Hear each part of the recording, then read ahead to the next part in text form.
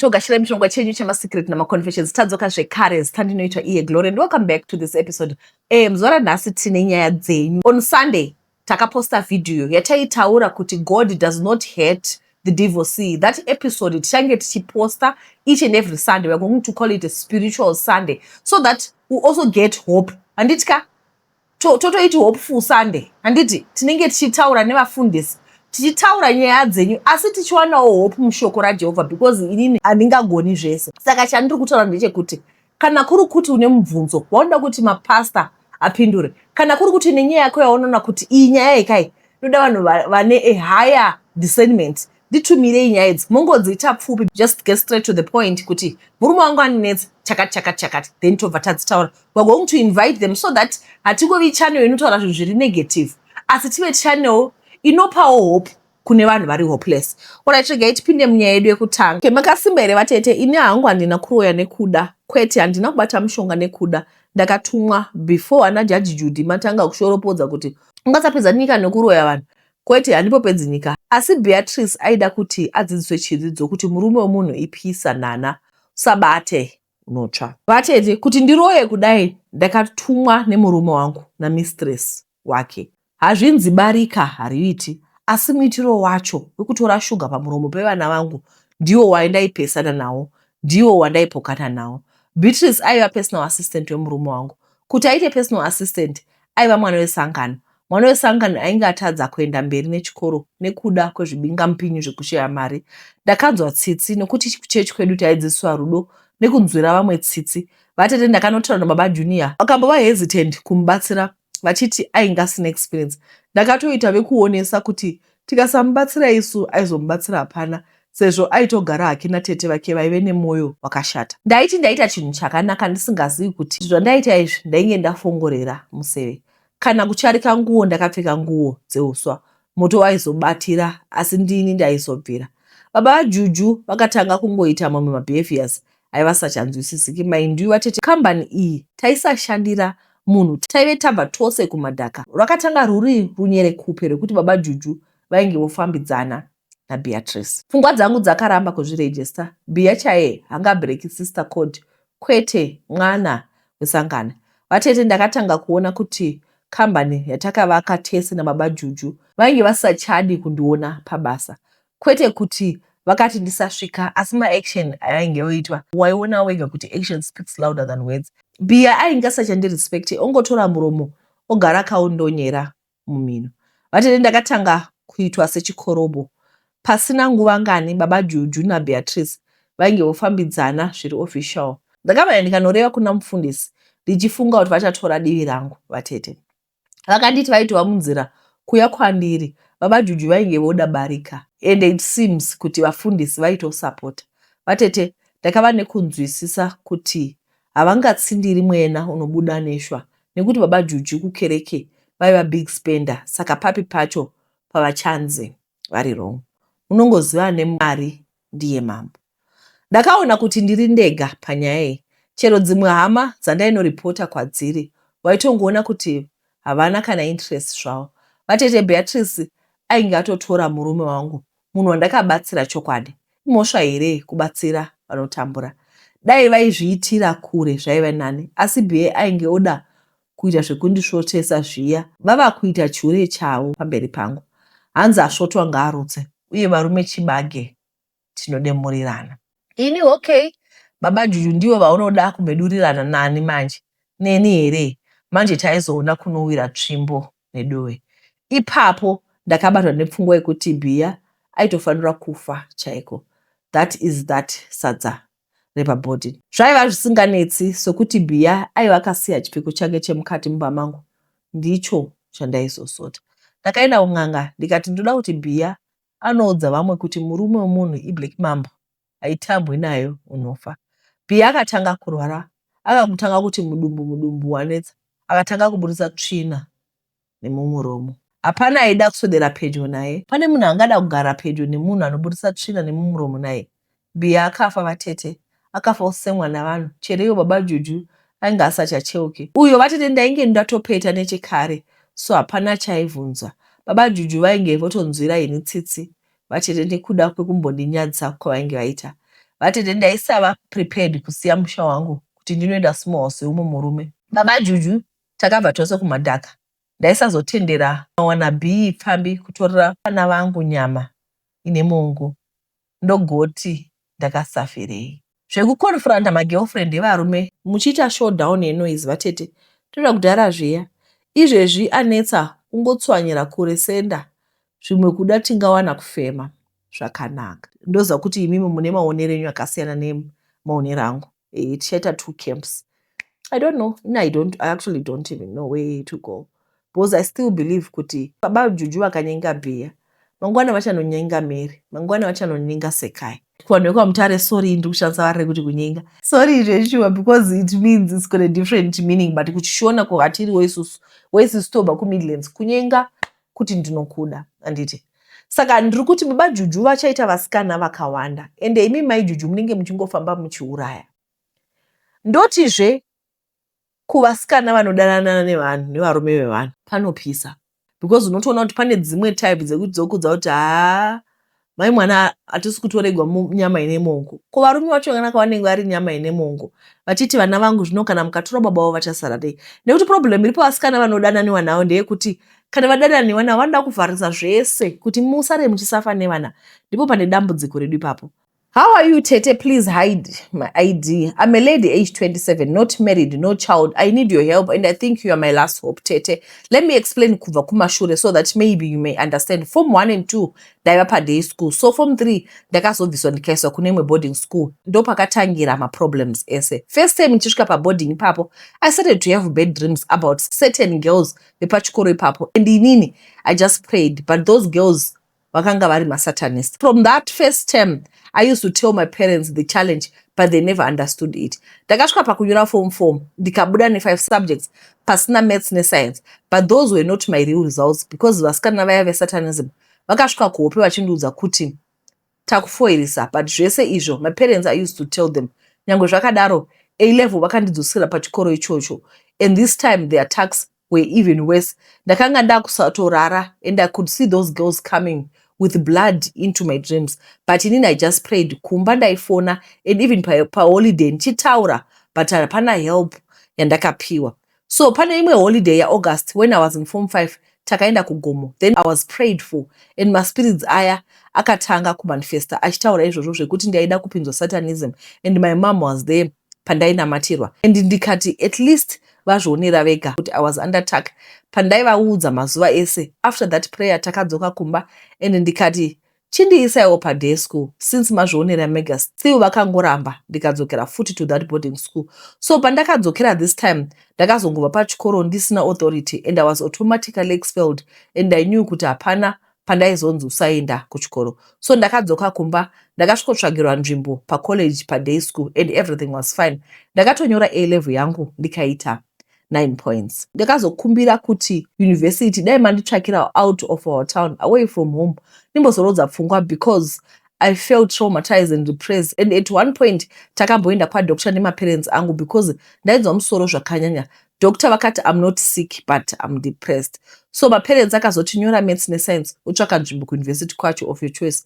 Ndakanyora ndikapasa, then ndakazonzi university hauchasarudzi, wakutoenda iri mulocal town medu imomo whether you like it or not.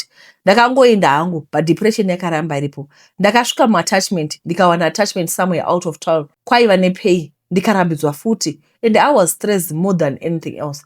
But mumba medu tiri 2 and my brother aingosarudza chikoro chaanoda achingoenda asingarambidzwi.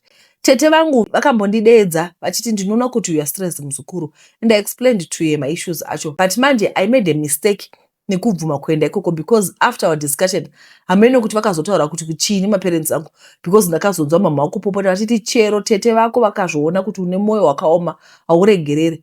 Ndakangonyarara hangu. Pane pamwe futi kumba pandaizama kutaura nemaparents angu, brother yangu ikati musamuteerera nekuti Satan anotaura nepari, meaning kuti pandaitaura inini Satan ndiye aitaura.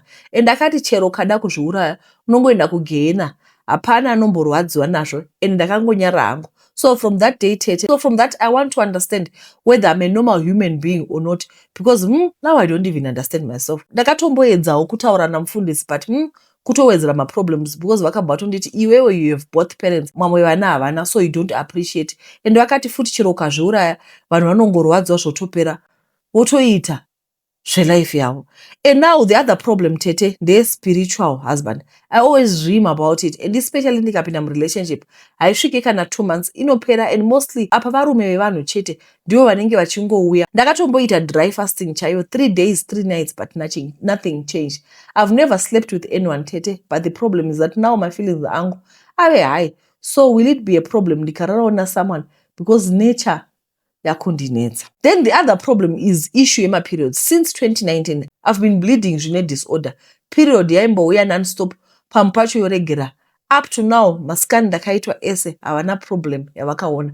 Ndakaitwa mablood test ese and everything is okay. Matablets ese ndakapiwa but no change. So this year blood raiwanza zvekuti mapads akanga ava kusashanda, so ndaitocheka mapampers kuti ndigone kufamba chero kuenda kuchikoro, and now doctor vakazoti baiwa depo because he couldn't control the situation. So imwe sign iyoyo yekuti mwana anogona kundinetsa because period ikatanga haimiri, and ndikapiwa contraception inobva yamira period yacho. So mawantete. So right now life yangu yakazara neconfusion. Handitozvinzwisisiwe ini pachangu kuti who am I, and even for future tete ndinotya marriage kuti munhu wemuroad angazondidzwisa here kana family chitadza, plus kuti anozonzwisa here maproblems angu, because obviously kana ndikaita married hapana panicharega kutaura zvinomboitika kumaperiods angu. Dzimwe nguva ndotombofunga kuzviuraya yangu because life yacho inorema. So let me know kana maposta pamwe ningabatsirika.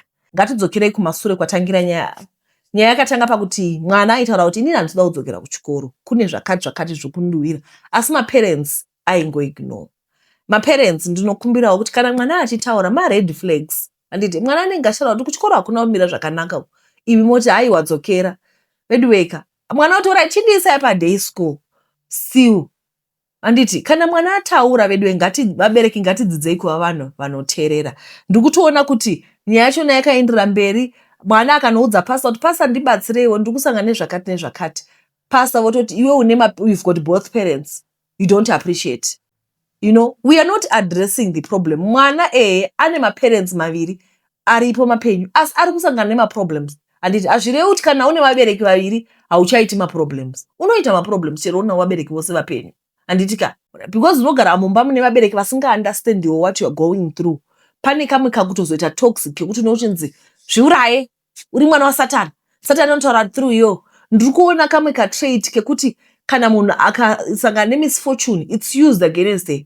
Kana kuri kuti mwana akanobuda madhimoni kwavanga vaenda mototi ya iwe wagara uri mwana wasatani. Guys, let's learn to be vanhu vari positive. Heidi, I don't think there's anything wrong with you. You are just a normal human being. You get depressed, you get stressed, and besides nyaya satanism, you are just a normal human being. But because unogara nevanhu vanoramba vachikudza kuti you are not normal, you are not normal, zveshuwa unosvika pakusava normal. Ini ndichikura ndakambowana situation yekuti ndakagara nevamwe vanhu, I'm not going to mention names, mazita, but vanhu vatori close kwandiri zvekutodaro. Pamba apa ndaiti ndikabika tainzi muriwo wacho manga muchiugocha, like taigara tichishorewa. I was alone, ndaigara ndichishorewa zvekuti over and over for almost a year ndichigara nevanhu ava ndichiudzwa zvinhu zviri negative. Zviya zvekuti ndakati ndazobva ndaenda kwandaifanira kuva ndichienda, ndokubva ndasvika. Pandakasvika I remember first time pandakapinda muchechi ndakasvika ndikagara ndikaona vamwe vana vakaita seni vachibata basa raMwari, vachimhanya vachiita sei, vakapfeka zvakanaka. I looked at them ndakachema. I cried. Why? Because I felt kuti I am useless. Because I was told over and over that you are useless. Heidi, you are not useless. Heidi, you, when you look at me, you are like me. You are not useless. As kuti ungori munhu anongogara nevanhu vari negative, vanokudza kuti you are stupid, you are what. Saka, you end up believing them. I'm going, please text me, then to arrange a therapy session, and so that unyazotaura zvese, because I feel like I'm not unyatsotipa shose. We also need you to get healed. Then spiritualism also, we're going to address that part, because yes, not havane vanhu vanotibatsira vanenge vachitibatsira panyaya idzi, vanotibatsira kunamata zvakare. Alright, regai tipinde munyaya iyi. Vedweka last Sunday ndakaposta video ndataura musarega kunoona video ndai munoona, handiti uratiga tipinde minyanotera hi Auntie Glory yangu haisi confection. It's kind of like very fun story. Ndiri musikana nemakore 30. I grew up in a family iri bo, even up to now share everything. So this happened when I was in grade 3. Kwakanzi kuchechi kwedu kune ona prayer youth. Then ndobva ndati ndoda kuendawo. Mama vangu vakati enda hako because panga pari padhuze zvekuti kandidedza ndinovanzwa ndiri kuchechi. Ndobva ndaenda. Yanga nguva yekuti chibage chainge choda kukohwewa, maybe March or April. Ndobva ndasangana neumwe muyouth wandaitoziva anga ari mukomana. Ndobva ati ko iwe ukuenda kupi? Haisiona ite vana vadiki, ndevanhu vakuru ibva kuno. Ndobva andisimudza akandikanda muchibage. Ndobva aenda kuchechi. Ndakabva ndadzoka kumba. It was around 7 p.m. I think. Kwanga kune musangano wemayouth. Ndobva ndanzi ko iwe wadzoka? Ndobva ndati ndazodecide hangu kurara. Then ndobva ndapinda mumba. Ndobva ndachema ndikanyarara. Then I said to myself, I've been raped, but handisi kuzoudza vanhu because vanhu vanogona kundiseka or kundijaja. That time kwaiuya maporisa kuchikoro tichidzidziswa kunzi ukabatwa chibharo, these people they don't say it correctly or havazvitauri zviri open. I think vabereki vanofanira kuzoti vakumba vonyatsotaurira vana in deeper terms because mamangu is kind of shy. Havazotauri havo zvekudhipisa zvakanyanya zviya zviya. Saka ini mai ndakatadza kudifferentia kuti kuzobatwa chibharo kwacho kuitwa sei. Ndozvataidzidziswa nemaporisa vachiti kubatwa chibharo ukandwa muchibagwe. So inini to me kukandwa chibagwe was rape case. Then I lived for years ndichibelieve kuti ndakarepiwa, but hapana wandakaudza because if I tell people vachandijaja. Mama vangu vachandiblema kuti iwe waiendere kuchechi kwanga kwanzi ndekwemayouth, iwe hausi muyouth waitsvake ikoko. So I was very sad for years. Then growing up ndokutozoona kuti rape case hakusi kungokandwa muchibagwe, pane zvinozoitwa, pane penetration, ndokuti izonzi rape case, or at least kunzi ndakabatwa kana pane private part yandakabatwa. Handina kana ndakangosundidzirwa muchibagwe. Then I lived my whole life. So I always think of this secret yangu handisina mbobvira ndakaudza munhu kuti inini I grew up thinking kuti I was raped.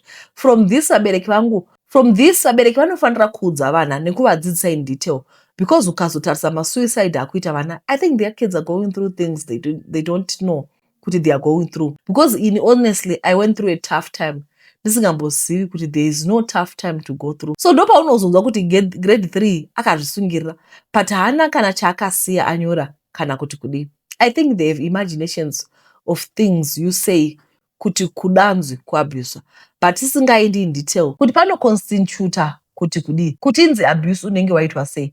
Ndosaka vamwe vana vachiti akatsiurwa namai vake ndobva atozvisungirira, because to them that is abuse, because they don't know kuti inozosvika papi kuti inzi abuse.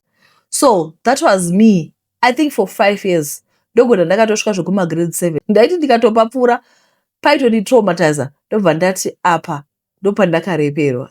But truly speaking ndakangopushwa ndikakandwa muchibagwe iye ndobva apfuura nerod.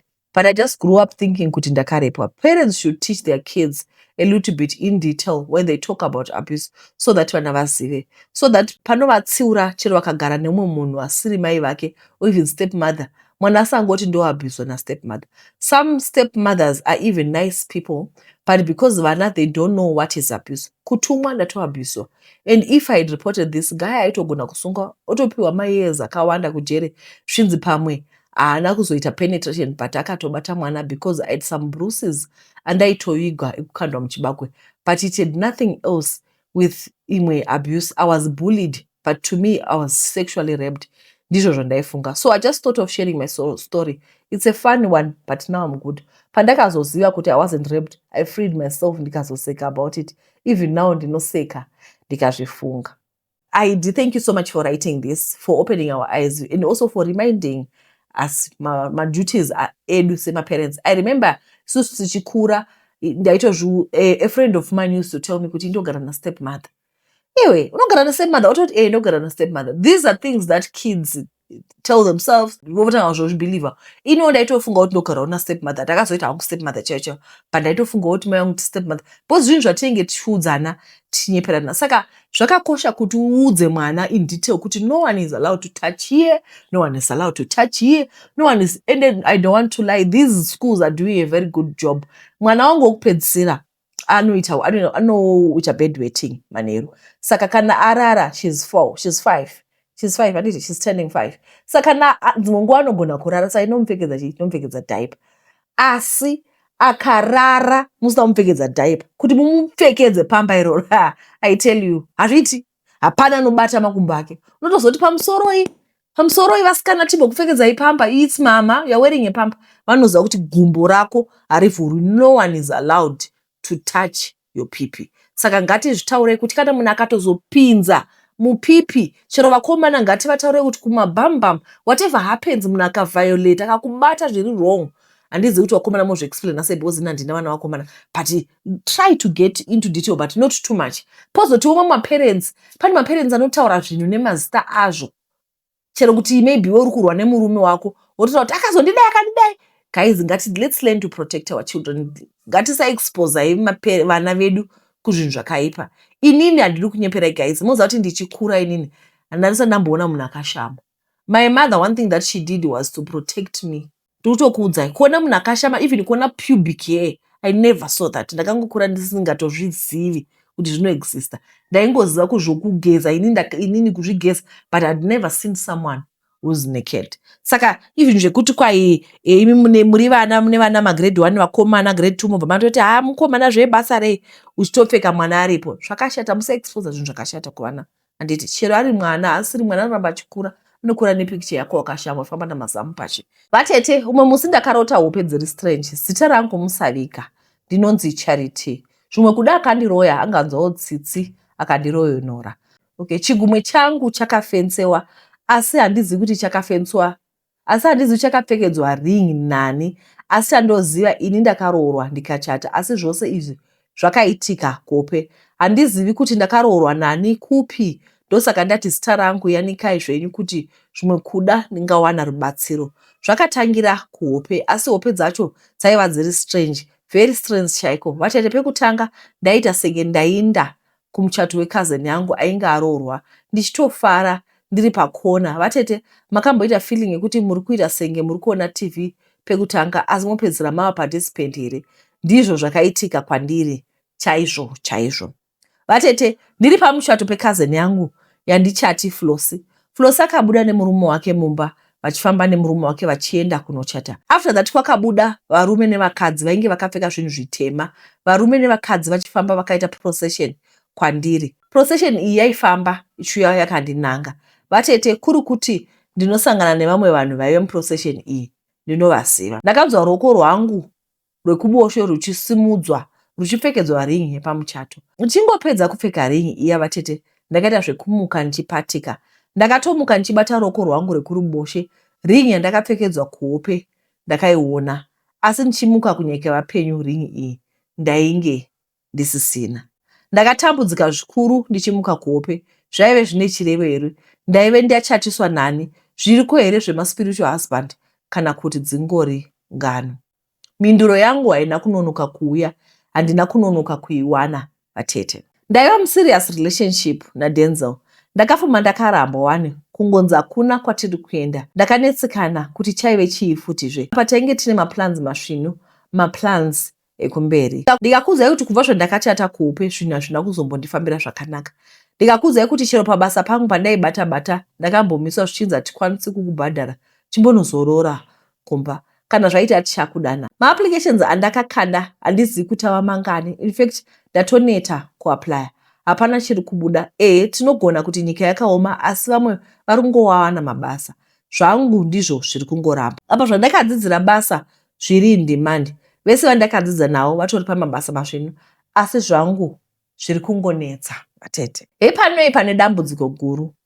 Atova makore 2 ane chidimbu ndabuda murelationship naDenzel, asi ndikakuudzai kuti hapana kana benzi rinonditi psimu road vatete, kana chidhara chisisina meno hakuna hacho chinondimisa. Chero shoko dzvene rinotaura wani kuti hazvina kunanga kuti munhu agare ari oga.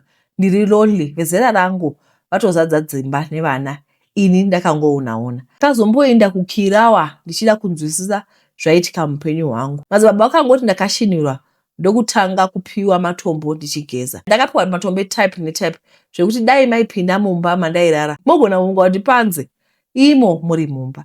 Vatete, chakachinja hapana, asi kupiwa stress yakapetwa runa nekupiwa forceop. Mwana asingachemi anofira mubereko.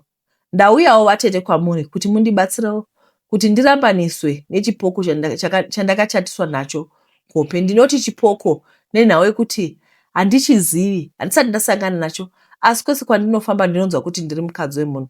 Naiwe hama, ndizvo here zvinoita maspiritual husband? Ndizvo here zvaanoita zvekuuya achisunga play mukati meupenyu hwako? Vatete divorce court yemaspiritual husband inowanikwa kupi? Ndibatsirewo hama dzangu. Kana ari muroyi akandigona, ndinozvibvunza zuva nezuva kuti ko ndakatadzira ani? Uyu munhu akandiroya hasi lena vatete, ndiprofessional muroyi. Handizivi kuti zverudzi urwu ndingazvipedza sei. Kana pane angazivawo kwandingabatsirwa, ndapota ndibatsirei. Alright. Tazvinzwira handiti zvinhu zvacho zviri strange because vari kuti vakarota vachichatiswa.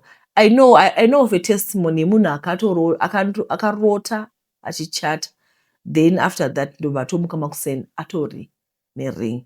Zvinhu zvine satanism mukati.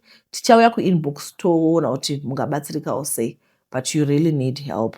Alright, regai tipinde munyaya inotevera. Zita rangu ndichazvitibe neYudha. Ndakapedza zvidzidzo zvangu kucollege, asi zvamunongozivawo kuti nyika haina mabasa, ndainge ndichingobata chino nechocho. Vatete azorumwawo nzeve kuti pasocial media pane mari yakasvinura, saka ndimbozama kutambirawo pasocial media.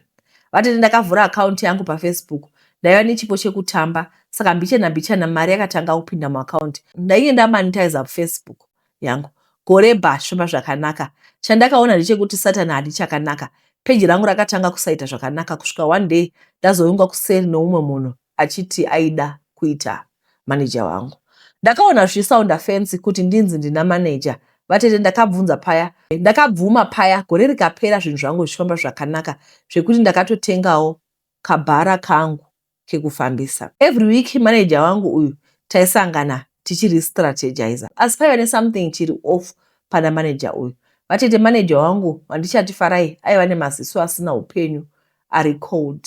Vatete ndakatanga kunzwa senge ndine mumvuri waiteverana neni, asi handina kuda kunyanyozvisa musoro. Mbiri yandainge ndaanayo yainge yaenda kure. Chero mastreets vanhu vaiti vakasangana neni vairecogniza face yangu. Ndainge ndatova overnight celebrity kapaya kunge mainstant noodles. Asi zvaiitika manheru ndezvekuti ndakatanga kunzwa kuti mumba mandainge ndakavata mune vanhu vandinofila kuti varimo asi ndisingavaoni nemeso angu enyama. Kumaraini kwedu kwaiva nemukadzi ainzi mbuya muprofita. Vaiprofita vainzi vaiona chaizvo. Indainge ndisati ndamboenda kwavari, sekuti hatina kukura tichiita zveng'anga kana zvemaprofita, asi zvisinei ndakatrigai nembosamba. Zvandakaudzwa zvakandipinzwa chande. Ndainge ndabetserwa kusumudza peji rangu nevanhu vekuunderworld. Ndakazviita mukusaziva tete. Hondo yeIran neIraq yakatanga mushure mekunge ndati kuna manager ndaida kuzvimirira ndoga, ndaisada kumanajewa, ndainge ndoda kukura. Vatete pakaita hondo, ndakachinja malogin passwords angu, asi hazvina kubetsera. Vatete peji rangu rakabiwa. Ndinotoziva kuti manager wangu akandibira peji, asi chekuita hapana. Ndakadzoka pasero. Chandakaramba ndechekuti ndipinzwe muzvinhu zvandisingagoni kuzopukunyuka kunamata diabolos munyengeri. Makadi yenyu tete, nyangu yakamira yakadai. Ndina sekuru vangu hanzvadzi yamai, kubva tichikura vaitambura vachigara vari murengi, vachipusha zvingoro zviya zvinotakura luggage dzevanhu kana vanhu vaburuka mubhazi. Vaitova nenickname ravaidaidzwa naro nevanhu. Sekuru vaive nemudzimai nevana vavo vaviri vasikana. Ndaifarira zvekuti kuenda kumba kwavo nekuti chero vasina chavaive nacho muupenyu pazvishoma zvavaiwana vaipa. Isu kumba kwedu kwaitova wese pakutambura. Taitoponera kumba kwasekuru. Dzimwe nguva taisvika pakugeza nefeso. Mablankets taive nemaviri chaiwo. Apa taive tiri 4, baba, amai, inini nelittle sister yangu. Sekuru vangu vaya vakasvika patime yekuti vakasiya kuita zvechingoro nekuti zvanga zvawandirwa, saka zvanga zvisisina mari. Vakabva vatanga kutengesa madomasi. Sekuru munhu akadzidza ane degree, asi kushayikwa kwemabasa ndiko kwakaita kuti vaite zvese izvi. Vaigara vachitaura kuti life yandinoraramai handidi. Zvese vaiedza kuitira kuti vararamise mhuri, asi zvairamba. Rimwe zuva sekuru vakauya kumba kwedu kuzoudza amai kuti vawana basa kuHarare rekugadzira magetsi. Amai vangu vakafara veduwe, vakapemberera nekuti kutambura kwaita mwana wamai vavo vaizviona. Vakatanga kushanda vachiita zvekuisa mapoo emagetsi zviya. Vaiti mapoo ese avanenge vaisa aidonha semunhu akanga asina kujaira kuzviita. asi vakazosvika patime yekuti vakanga vava shasha manje kudarika vese vakanga vane experience. Kunzvimbo yataigara vakauya netimu yavo vakaisa mapoo aya, saka nzvimbo iyi yakanga isina makudo, asi musi wavauya vakapedza kuisa mapoo aya, pavakapedza pakabuda makudo ewhite akatanga kuchira maoko. Vanhu vazhinji vakatya nazvo, even isu takashambisa nekuti tanga tisati tambozviona. Papera chinguva vabva vatenga a brand new car, hapana kupera 2 months vachibva vatenga futi imwe. Chero nesuwo life yedu yange yachinja, nekuti vaitenga grocery vachitumirawo kumba, hembe taitengerwa. Chero zvese izvi zvaiitika, amai vangu vaigara vachitaura kuti havachadi chero chii chinobva kuhanzvadzi yavo, asi sevana taitadza kuzvinzwisa kuti nei amai vachidaro. Pane rimwe zuva pakashanya sekuru vangu, vakanetsana zvekuti naamai, asi hatina kunzwa kuti yaiva nyaya yei. Kubva musi sekuru vangu naamai vakatanga kusawirirana. Takanga tisachaendi kumba kwasekuru, ivo vakanga vasisachauyi kwedu. Sekuru vangu vaya vakatanga kuita upfumi hwaityisa, vakaita kambani yavo yaiita zvemagetsi izvozvo. Vakanga vava kuzikanwa muHarare, mabhizinesi avo akawanda, mota dzakawanda nedzimba chaidzo. Hama dzakawanda dzakanga dzakuvafara nekuti vanga vava nemari. Vana vavo vasikana vakakura kusvika pazera rekuroorwa, asi hapana akanga ari mumarriage. Vese vari vaviri vaifamba nemota dzakanaka zvekuti hapana chavaishaya. Pakasvika nguva yekuti mwana wavo musikana mukuru akatanga kurwara, pasina nguva akabva ashayika. Pasina nguvazve sekuru vakabva vatenga matraki nemakombe. Amai vangu vakachema vachingotaura zita rehanzvadzi yavo, vachingoti anozviitirei. Indakatanga kuona kuti pane nyaya hurusa isiri kutaurwa namama. Vaigara vachinamata mama, vachingokumbira kuti tichengetedzwe naMwari, ndo waiva munamato wavo zuva nezuva. Last year zvinhu zvasekuru zvakatanga kuchinja. Mota dzese dzavakanga vatenga pakanga pasina. Vakatanga kutengesa dzimba dzavo, vakatanga kurwara. Vaendeswa kuzvipatara zvaidhura, asi hapana chaionekwa kuti chirwere chabatwa. Sekuru vangu vaiva munhu anga akasimba, vakatanga kuonda. Mari yekuvaendesa kuchipatara yakatanga kupera, asi havana kutengesa dzimba dzavo dzavaigara. Hama dziya dzaivada vane mari, hapana akabatika panguva iyoyo. Mudzimai wasekuru vangu akambofamba navo kumaprofita, nekuti zvinhu zvacho zvaisanzwisisika. Vaingopera mbiri, kudya vaisadya, even kufamba vakanga vasachagoni. Kwese kwavaifamba vainzi reururai, asi ivo vaingoti hapana chavaiziva. Sekuru vangu vakasvika pakuendeswa kumusha kwavo. Rimwe zuva pakazouya umwe muprofita, vakanga varwara usiku vachirutsa zvinhu zveblack. Vakabva vanzi reururai baba mupone. Vakabva vakumbira kuti amai vangu vadaidzwe, vakabva vadaidzwa. Sekuru vakatanga kureura zvese kuti vakanga vakabata mushonga kuti vachinje life yavairarama. How he sacrificed this daughter kuti mabusiness avo aite successful. Amai vangu vakachema, mudzimai hatichatauri, airidza mhere nekufa kwakaita mwana wake.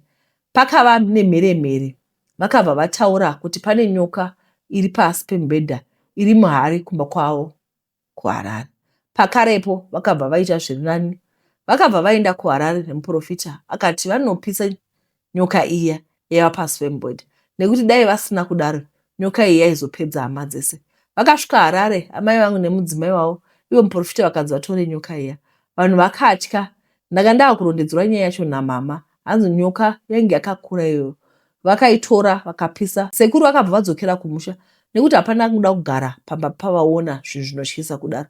Vakadzoka kumusha kwataive, tikatoona sekuru vachizvifambira. Usiku vakabva vatanga kuita kunge munhu ari kudzipiwa. Hapana kupera nguva refu vakabva vashayika. Hama dzakaungana vakachemewa. Mudzimai wavo ainzwisa tsitsi achema zvekuti even mai vangu vakabatikana nekushayika kwehanzvadzi yavo. Zvinhu zvavo zvakanga zvasara vakavigwa nazvo, hazvina kugovewa. Ndo nyaya yekuromba kwakaita sekuru vangu. Guys, before we go, pane video yaita image pa social media. I think painozosvika kwamuri inenge yatoenda. Mai ava vanga vachirova mwana nemusika. Vedwe, ngatimbotaura nyaya dzakadaro.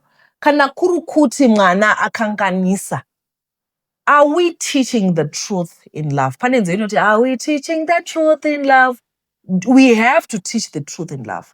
Kana mwana akanganisa, handiti kwai spare the rod, spoil the child. Mwana anorohwawo handiti ka, asi kuzotora musika here muri yeZimbabwe.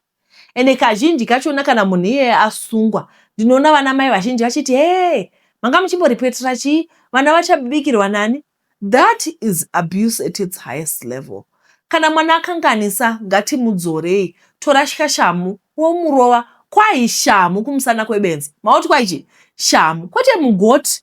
Kona kubata mugoti wakutora mvuu, wakutora zvimwe zvinhu zvisiri shamu, wadoresva. Handiti vabereki nhasi ndiri kungokudzidzisai kuti ndokumbirawo kuti kana vana kuri kuti vakanganisa ngatitsiurei vana neshamu. Up to today pachidzva changu apa pane maki iripo line so ndakarohwa nedanda nekuti tata tadzoka kuchikoro, ambuya edu anga wasipo, tadzoka kuchikoro ndokubva pabasina usavi mupamba.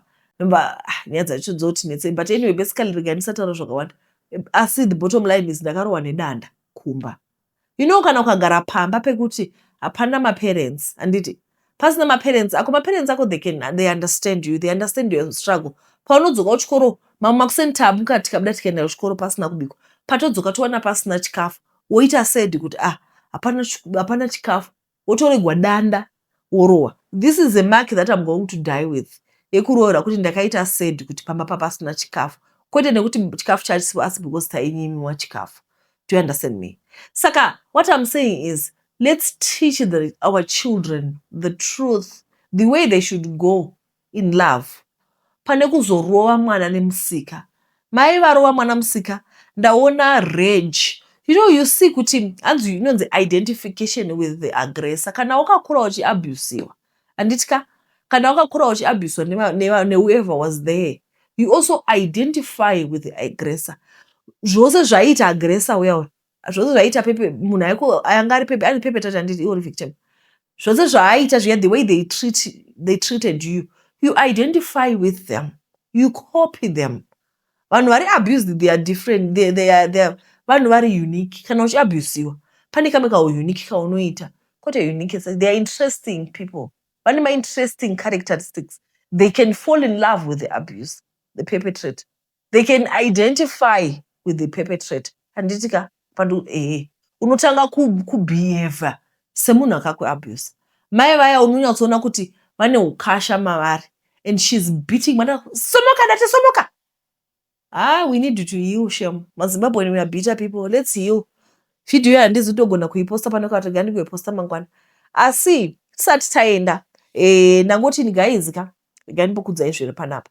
Apa ndiri kuda vanonzi Patreon. I'm looking for people who are going to be the Patreons of this channel.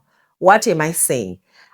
This past month, patakauya tikanoita renovation kunoku, the studio takawana isina ceiling, my lighting, everything was not good. So we started from scratch, kugadzirisa ceiling, kugadzira ma walls, kuwaita soundproof and all, kutenga furniture and all, you know. Saka guys, I don't want to lie. We spent mareka to one day. I think it would kana 50,000 rand.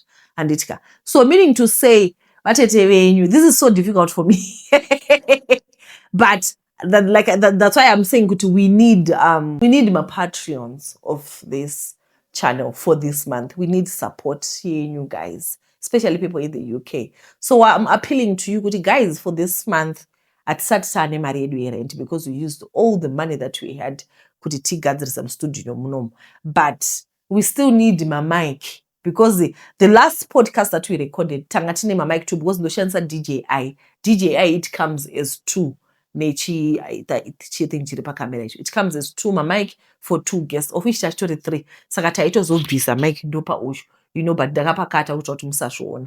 So what I'm saying is, we still need, you know, like video equipment is very expensive, and saka usually we still need my mic for the entire studio. Kuti podcast even for me, kuti ninge nchinvite vanhu ku podcast, it's so difficult for me because I'm certain that I need my mic. So what I'm saying is, tukuchaka my Patreon of the YouTube channel, of this channel, people who can just support our ministry for this month alone. More than this month alone. Next month we'll be back on our feet again. Saka, we need mics and we need marere rent. Marere rent is number one. Marere rent, it's about 5,000 rand. And it's aina kwan.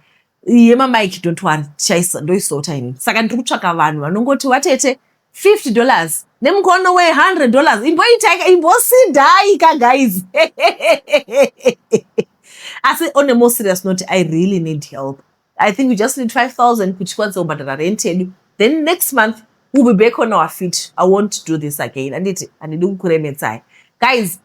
Ndokutendai nekuona chironga kwamaita. Kana kuri kuti muruda kucontributawo kumari yedu yerent this month, asi toda kungotenda kuvanhu vanenge vangotibatsira. Regai togara ndatotenda bhozi ndotoziva kuti hatingazodzingwi murumu monzi mustudio matakarenovheta tiri kuti akona kubhadhara rent. Handiti zvacho zvinonzi zvakumboti remei. Kana zvangoti remei ndokuudzai, asi hakusi kuti handisi kuti kudika kuti kudii. Ndiri ngotsvaka tokumbirawo support yenyu. Kana tikwanisa kucontributawo £10 £20 tigone kubhadharawo rent yedu. Ndokutendai guys nekuona chironga kwamaita. Mwari akuitirai zvakanaka. Ndokumbirawo kuti vari kuTikTok munyorewo nyaya dzenyu. Mother's Day, tiri kuenda kuMother's Day. Event yedu this year tiri kuita kunonzi kuTrace Jolie. Handitika our venue is so big. Takawana venue hombe. We are inviting my businesses. Kana mune mabusiness enyamuda kuzoshowcase kuti watu muwanewo maclients.